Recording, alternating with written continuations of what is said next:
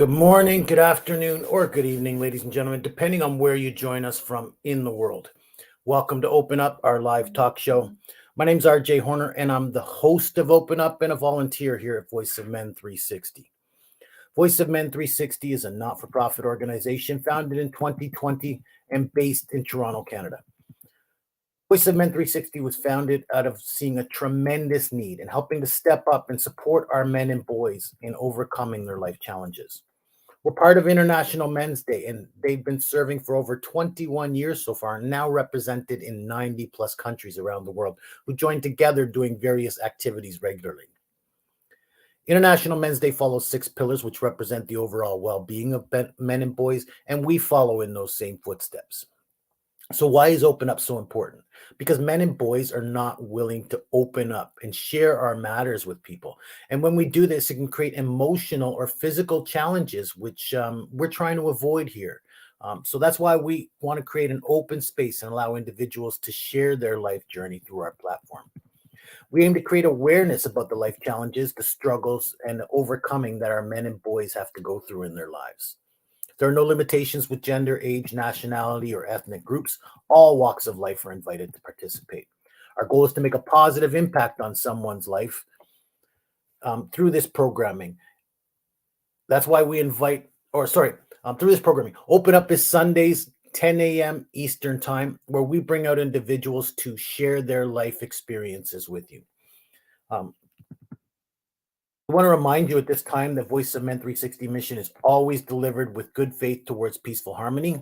The views and opinions expressed in today's episode are those of our speakers and do not represent Voice of Men 360. Our organization engages in discussion forums to offer inspiration and create awareness of the issues of men who wish to overcome their life challenges. We're not providing medical or therapeutic advice. Should you require that type of assistance, we recommend you contact a medical professional immediately. If you have questions or concerns about today's episode or any Voice of Men 360 content, please email us info@voiceofmen360.org. So today, our special guest is Troy Richardson. He is a global inspirational vessel. I love that term. And a U.S. Air Force veteran. He's an activist, mentor, entrepreneur, and a steward of God. He's been working in government as a government contractor for 21 or 23 years in various leadership roles. Please welcome Troy Richardson to Open Up, and thank you for sharing your life journey with us today. Absolutely. Thank you for having me, RJ, and Voices of Men 360. Really honored and blessed to be here. Thank you. As are we. We like to get people's life stories, especially inspirational stories, so that we can help inspire men out there. So let's get to know you a little bit. We learned that you've been in government contracting and an Air Force veteran. So tell us a little bit more about who you are and what you do to help people out there. Well, let me start at the beginning, right? And when I start at the beginning, growing up in New York, primarily in a single parent household with my mother raising me and instilling certain core values like respect, honor, loyalty, and putting God first and always putting others before your needs, right? Those were instilled into me early by my mother, my late mother, Dorothy Gray Richardson. And then again, as a raised by a single mom, I was fortunate to have 3 strong uncles. You know, these men were raised in Alabama in the 40s, 30s, in the 40s. So they had a certain perspective on life, and I was able to learn so much from my 3 uncles, Uncle Donald, Uncle Ollie, and Uncle Edward Gray. And they just molded me to the person and the man I am today. So it's very important to find roles, and they don't always have to live in your home, right? That could be an uncle, could be an older cousin, which I had. It could be coaches. It could be pastors. It could be a neighbor. but it's very important that they come into our lives as young men and young boys. So that's how I became the man I am today. Mm. Thank you for that. You know what? I'm a product of a single mother myself. And so, we need those influential males in our lives. I too valued my uncle's relationships. Um, so I understand that. And of course, we praise and build upon, what we learn from them. So thank you very much for that Mhm. brief story of your upbringing. And then you, as a younger man, you grew up to get into another male influential role in the U.S. Air Force. Care to tell us a little bit more about that? Yeah, man. It's kind of funny how that came about. I've had relatives who served, my dad, my brother, several uncles served in the military, and several friends that went into the military to me. And I went to college at a high school. I went to college. And then on break, I was home with my mom and one of her friends, and I happened to see the movie The Officer and a Gentleman, and something just resonated with me, just serving, right? That idea just, it was profound in my thought, and I was like, man, I want to serve. So I told my mother, I said, Mom, I'm gonna go into the Air Force and serve the country. And my mother was always supportive in everything I did, because she knew whatever I did, it was going to be for the right reason, to impact people. So I was a little shocked at first, as everyone is, when you first get there and they're yelling at you, screaming at you, and you have to move like 200 miles an hour to get to places. So it was that first couple days was kind of crazy, but it took me 48 hours to just tune in and tap into everything that was going on there and get acclimated. And at that point, they saw me as the true leader I am, and I was elevated to leadership roles, leading a division of about 80 men. So from all walks of life, I mean, white, black, Asian, Hispanic. I mean, some of the white guys were from the rural South. It was their first time seeing a black person. It was a crazy mixture that as a young 21-year-old, I had to have everybody mesh. But again, with my upbringing, not only from my uncles, but coaches playing three sports, I was already molded for that position, and I embraced it. And then the culture of the military, it is like a football team, right? Again, already used to that environment. Everyone looks out for each other.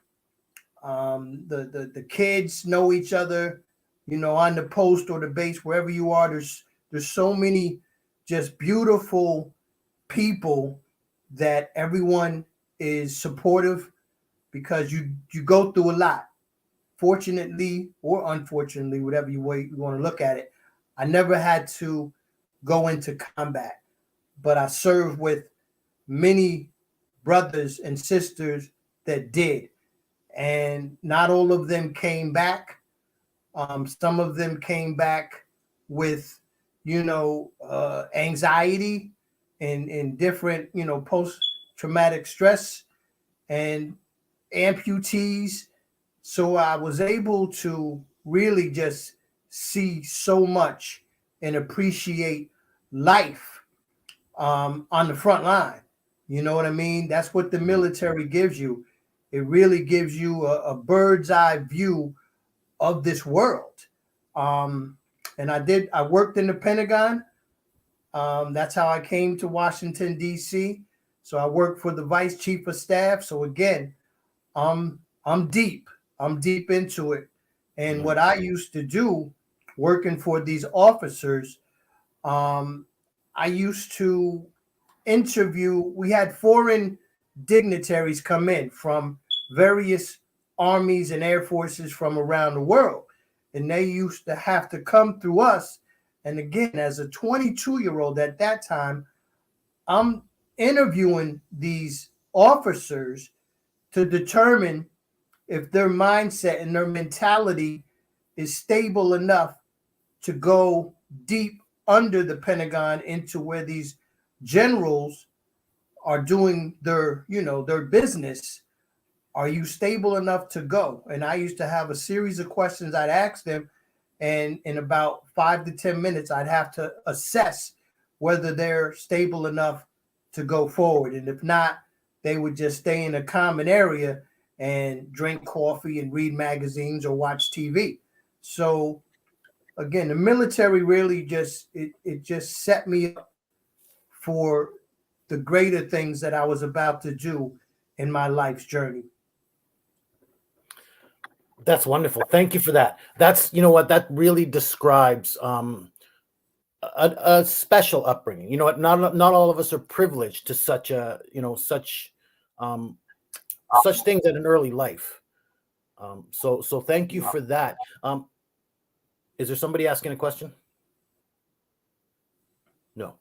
Okay. So a couple things I caught out of that. One, you had men from varying walks of life underneath you that you had to mold and to mentor. Would you mind just describing what it was like to get these men, again, of varying backgrounds, varying experiences? How did you get them working together so well? Was it because of the military system, or were you, what led you to be able to do that? No, it's always you're always going to have the same system and structure, right? No matter who that leader is. And anyone will tell you a leader leads by example. A leader is giving a duplicatable system, whether it's that system that's in place by the military or a system that you've learned growing up. Like me, it was discipline, it was mindset, it was paying attention to the task before you get to the big goal, right? It's always the little milestones that you have to pay attention to. So I instilled that in my men, that we all have one goal, and that's to make it and graduate through 6 weeks of training. So don't look at that end goal. Let's look at the minor tasks, the minor steps each day that they're throwing things at us, and they're throwing it. I'm learning too, because they're coming at me, and then I have to trickle it down. So as they throw things at us, realize they're doing things that are going to either make us or break us, because lives are going to be at stake. We are here to serve and protect. So understand that. And if we are not capable physically or mentally to uphold our end of this, then we will be, as they said, washed out. You will be recycled. And that means you'll have to start over. If you're in week 4, you're going to have to go back to week 1 and start all over again.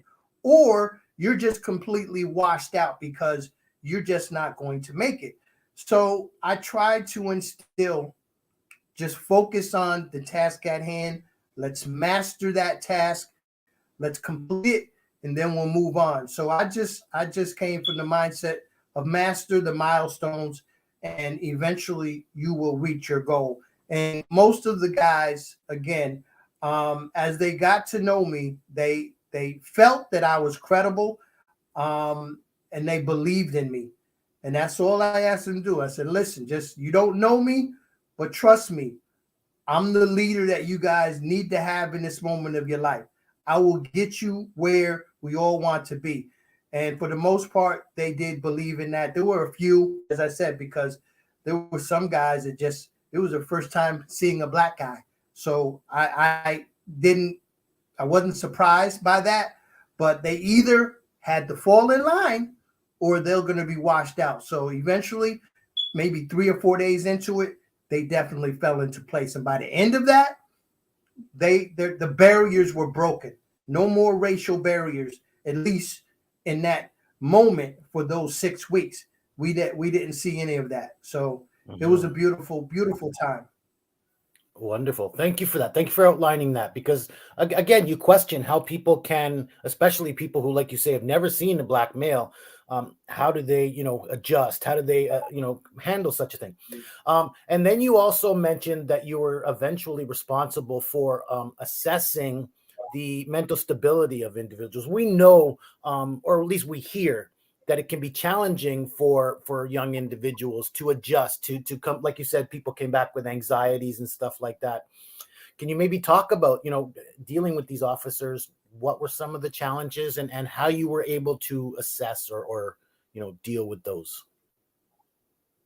Well, the assessment, this was with foreign military that were coming to visit into the Pentagon and have meetings with our officers, like the Libyan Air Force, right? And I used to tell people, I could only tell them but so much, but I used to tell them, man, I had to interview some Libyan Air Force officers, and they're like, Libya? What? Wait a minute. So I used to tell them, I was like, listen, we do business with everyone. No matter what it looks like on TV, we have some level of relationships with everyone. But again, in that 5 to 10 minute window, a series of questions, and I'm looking for mannerisms, I'm looking for tone, and I'm looking for just how their eye movement is. If they're looking at me eye to eye, or when I ask a question, are they looking away? Because one wrong question and I could let the wrong person enter into that top secret area and have access to these general officers. So, and at that time, I realized what was given to me as far as authority and trust as a 22-year-old to do that. So I took it very serious. But again, I was molded. I worked directly for generals, colonels, majors, captains. I worked every day with these men and a few women. So we built a certain camaraderie and trust that all of our personalities meshed. I mean, we did so much together, like having functions at the officers' home. So again, everybody knew each other, the wives, the girlfriends, whatever, the kids. So not only were we close when we were at the Pentagon, we were literally close because we spent those unique moments together out of uniform, learning each other and personalities and just the things you need to know to trust someone with your life. So again, when it came down to assessing, I knew they had my six, they had my back. So I didn't hesitate. And there weren't too many times where I didn't let anybody go through. Just a few, and they were obvious. Like one guy in particular, I could tell he was under the influence of something, So he couldn't even stay in the common area. He had to go back to the hotel. He had to get out of the building. He just wasn't a good look. But that was only a couple times. For the most part, everybody was good, stable, and we didn't have any issues from anybody that I eventually let go through.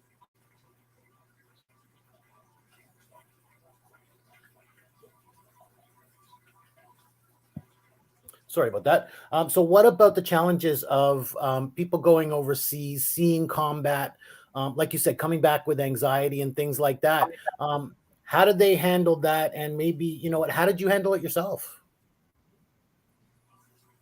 Well, again, fortunately, I never saw combat. But of course, you have professionals in place to give that mental wellness and that support that they need. But whenever I would have conversations, I would talk about happy things. I really didn't want them to tell me, what they saw, because I knew I've heard it all before. So I don't want to trigger, and this is good for anybody out there. Unless someone brings it up, don't bring it up, because you don't want to trigger a traumatic incident in someone's life. You don't want to be the one to trigger that. So I would always speak about happy things and, you know, make them laugh. You know, I'm a big jokester, so I would look on the brighter side of things. I would never, ever tap into that darkness unless they brought it up, and then we would get into it. And even then, I'd take them back to a happier space. Like, we'll go play ball, we'll go play pool, we'll go have a couple beers. I'm going to get them into a lighthearted environment so they can get away from that and continue to heal. So again, please, whenever you come into contact with someone, and even if it's someone you know, and I've heard a story before of a young lady said her father, he was a war hero. He never talked about what he went through, not even to his family. So we don't want to bring those up. You know, I know people are curious, but you don't want to bring anything like that up to trigger a bad experience, because trust me, the things that they see, the things that they go through are traumatic. So we want to bring happiness and joy into the heart and laughter and get them away from that. So that was my angle, and that's how I approached it. And again, I'm proud of those men and women, and I'm proud of the relationships that I was able to forge, and the bonds, and again, the trust, because they knew that Troy was always going to make them feel good. You know, I was going to make them laugh. I was going to make them just, you know, get in that moment that they're going to be happy and enjoy that day or that night, whatever it is. So that's my approach. And to this day, working with veterans, the same thing. I'm not going to talk about anything like that. I'm going to talk about their health, you know, how they're feeling, you know, you got a family, you know, what are your kids doing? I'm going to talk about life and get them on a whole different path. Thank you for that. Thank you for walking us through that and helping to understand, first of all, some of the things that they may go through, but also how to maintain and discuss and live, you know, with these people and help them experience life in a normal sense. So then moving on, Yeah. You are now in the industry of helping these veterans or helping other people in the health and wellness industry. Tell us a little bit more about that. Yeah, man. 2016, I just took a deep look at what I was doing. And when I took a deep look, and I'm talking about 18, 19 years going back, I had amassed nearly $300 million for these companies that I was out there representing for government contracts. And although, you know, I was making good six figures, I had no life. I wasn't making as much as the executives, you know what I'm talking about, 300,000, 400,000 bonuses on an annual basis, nothing close to that. So I said, I have to do more for my legacy, for my family, for my kids, my cousins, because God gave me a certain talent, right? And at that time, up to that point, I was using my talent to really fund other people's dreams and their visions. And I had enough of that, right? So I said, it's time to start funding my family's dreams and visions and doing more philanthropic work with the charities and the causes that are near and dear to my heart. So 2016, the first step, I started a financial brokerage, and I would help people understand their money and get them certain protection, retirement protection, you know, life insurance, and certain financial products, estate planning, making sure that, you know, something goes wrong, they're not going to lose their home, you know, just basic things that people were not taking care of, setting up a will, basic things that to this day, 70% of all people don't have a living will. and have an estate set up. It's just mind-boggling. But and then it went into health because I was running into so many people that had health issues that either they were disqualified from getting financial products or they had a much higher rate that they would have to pay. And again, with me, the way I was brought up, I cannot leave someone in that situation. I have to find a way to make this better for them. I just can't leave them like that. So I said, let me work on their health. I've been healthy my whole life. I've been an athlete. I know what to do.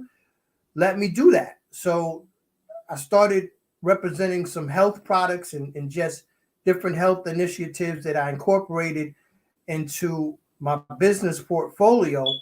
That was probably 2017. And I've been going strong ever since, from a plant-based initiative, getting people to eat more plants, natural fruits and vegetables and berries, or I have products that are all natural food that they could take, like capsules and bars and shakes.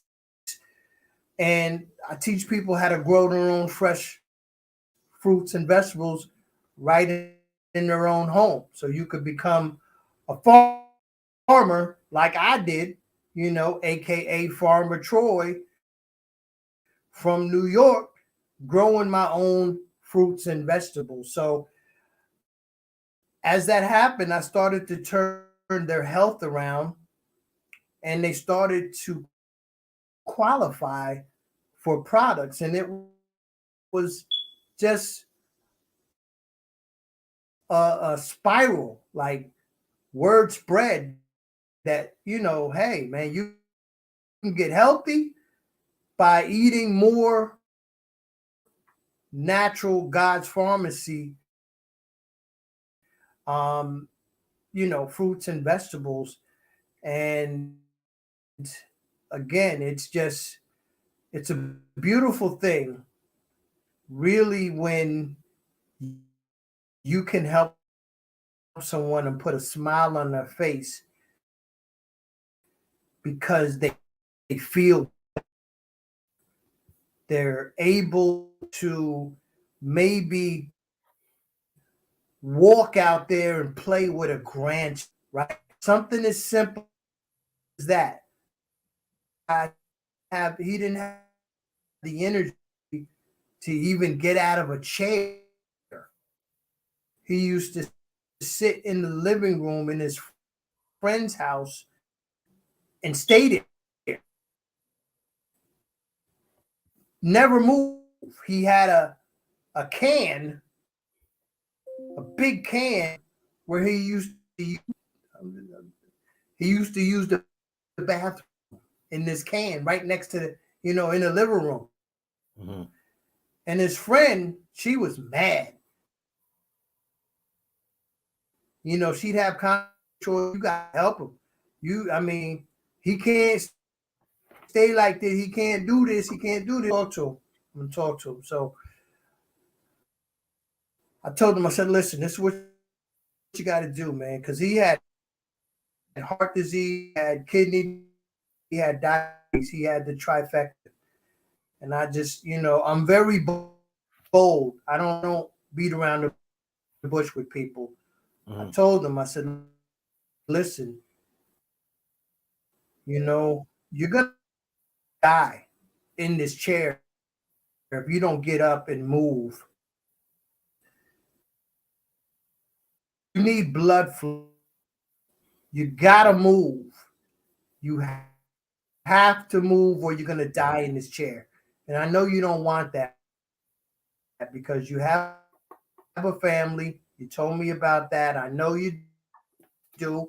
You love them and you want to do more for them. So I need you to just get up from this chair and walk around the kitchen just one time a day. One time. Start with one. And if you don't do this, I'm gonna know because she's gonna call me. Mary's gonna call me, and I'm gonna come right back over here, and I'm gonna make you. I'm gonna lift you out of this chair. I'm gonna walk you around this kitchen myself. And he's like, "Well, you don't have to do that, Troy." I was like, "Okay." So we got a pact. You promising me you're gonna do this, and he did. He didn't make it like the first time. Maybe a few steps.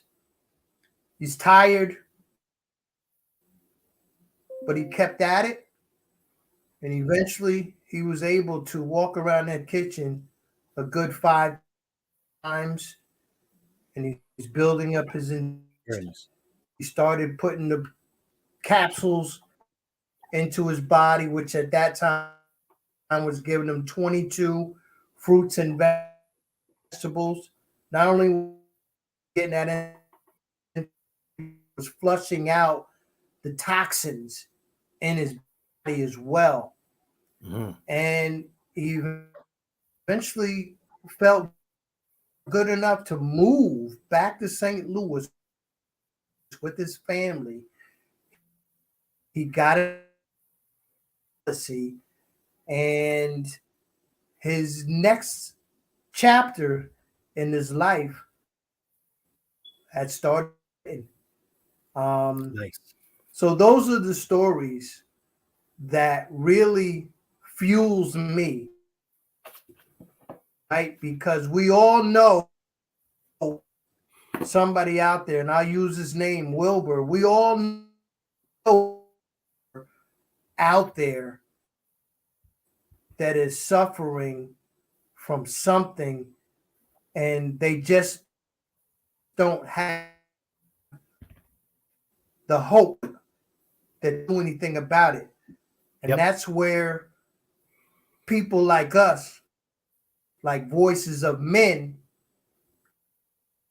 right? We have to step in, and we have to be that voice. Yep. We have to be the voice for the voiceless. We have to serve the underserved, because if you're going to wait for them to come to you, then that's a lost cause. That's going to be Absolutely. life that they never had a chance. Absolutely. So we have to be bold, and I tell pastors, right, that word outreach, it means get out there and reach the people. You have to leave the comfort zone of this building, this nice air conditioning building. Sometimes you got to get outside and reach the people, because not everybody's coming inside here. So what are we going to do with those men, women that aren't entering into the church for whatever reason? It doesn't matter. What are we going to do? Are we going to let them be the forgotten ones? Like, no. So we get out there and we reach people. Sometimes you meet them halfway. Sometimes you might have to go 90% of the way. But be willing to do that. Yep. And that's how we're going to make a difference. So I hope I answered your question. And then some. So right. absolutely. And then some. If you just bear with me, I'm going to get to some announcements very quickly, and then we're going to come back, and I do have two more. I think RJ's preparing a song, everybody. So just bear with me. He's getting his vocal cords ready. Troy, can you hear me okay? He's going to bless us with an RJ Horner song. Troy, are you able to hear me okay?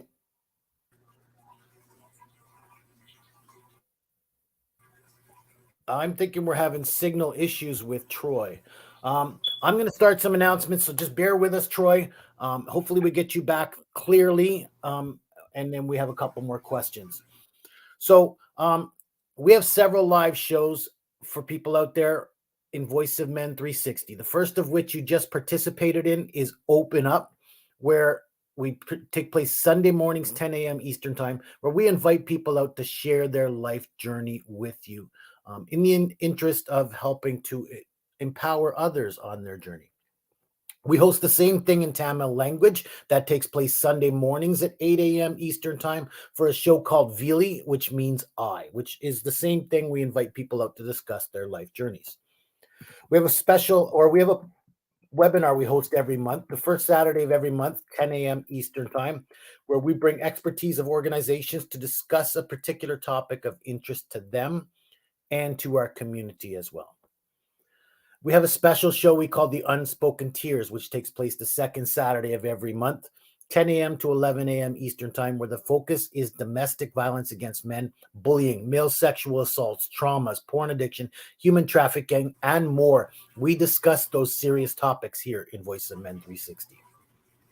We also invite authors out to discuss their book and how they influence men in a show we call Author's Circle. This takes place while we're trying to figure Saturday this out every again, month from if you 11 can a.m. hear to 12 p.m. let's Eastern continue Time. to talk, right? We host Author's Circle, third Saturday of every month, 11 a.m. to 12 p.m. Eastern Time, where we honor the authors who help our men and boys. And then we turn all of our content into podcast episodes. So please look out for us on your favorite platform, Google, Spotify, But the voices of iPhone, men and more. And then we host some peer support groups. The first, which I'm very proud of, is Open Up Men's Peer Group. Takes place Tuesdays, every second Tuesday, 6 to 7:30 p.m. through Zoom, where the next one will be Tuesday, August 23rd. So please register and come and join us for that. There's no recordings. This is just for men to open up to one another. So we want people to feel comfortable in this environment.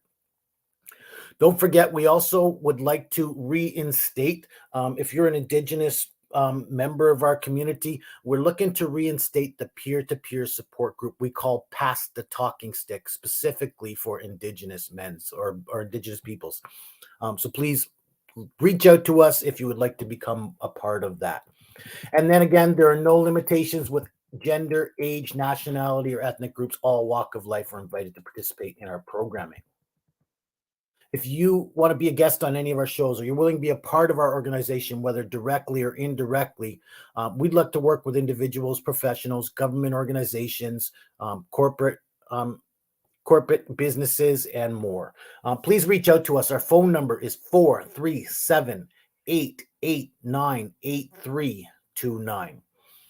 Email us info@voiceofmen360.org. Our website then is www.voiceofmen360.org. And you can find us on all of your favorite social media platforms: Instagram, LinkedIn, Twitter, TikTok. Don't forget to like and subscribe on YouTube. And you can find us on Facebook at facebook.com/groups/voiceofmen360. We're looking to reach out and help more people. We're looking to reach 5,000 members of our community before the end of this year. So please share these messages, invite people to be a part of this group, and share the message. So thank you for that. Troy, are you still here with us? Can you hear me okay?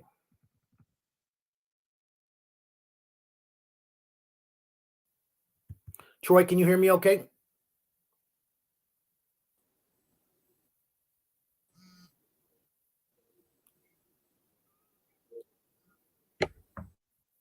Hi, Troy.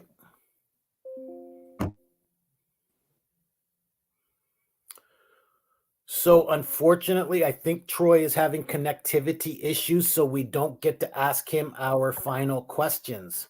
But I would like to thank everybody for joining us today. Thank Troy Richardson for coming out and being willing to share his life journey with us.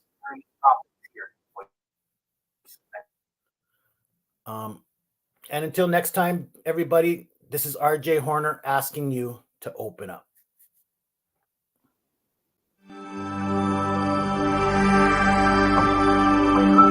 Saturday, 11 a.m.